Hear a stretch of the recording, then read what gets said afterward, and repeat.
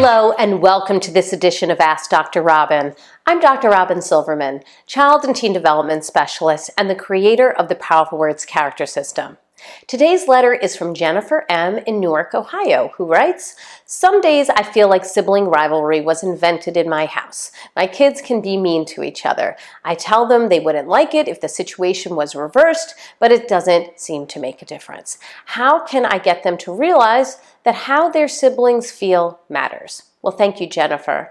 Sibling rivalry is part of many households, mine included. You are not alone. Siblings feel safe with one another and know that the love between them will endure fights, frustrations, and hurt feelings, so they let it out.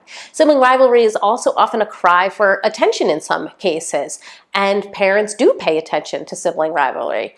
What else? Sibling rivalry lets off stress and results in some feelings of satisfaction when one sibling gets the other into trouble at times. We see it everywhere. This doesn't make it right, of course, it just makes it common. Here are some ways to make your children more aware of others' feelings. First, work on I feel statements. Encourage each child to have a moment where he or she can give an I feel statement and a moment where he or she listens to the sibling say an I feel statement. It will sound like, "I feel blank because," or "when you do this." Reiterate what you've heard. You as the parent can reiterate what you heard, or if your children are old enough, have each child reiterate what they heard their siblings say. For instance, Ty feels sad when I leave him out, or Claire feels angry when I go into her room without knocking.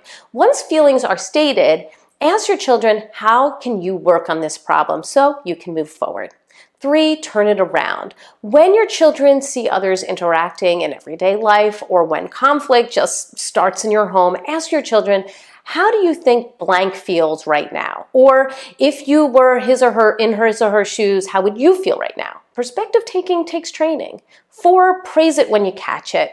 Catch your children using empathy and let them know you've noticed. Allow them to get attention for empathy. That is a big one.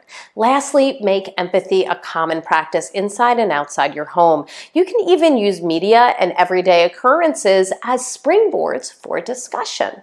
That's it for this edition of Ask Dr. Robyn. Please continue to send in your questions and it may be featured next time. In the meantime, I hope you make it a very powerful month and a very powerful and happy new year. Thank you, everyone.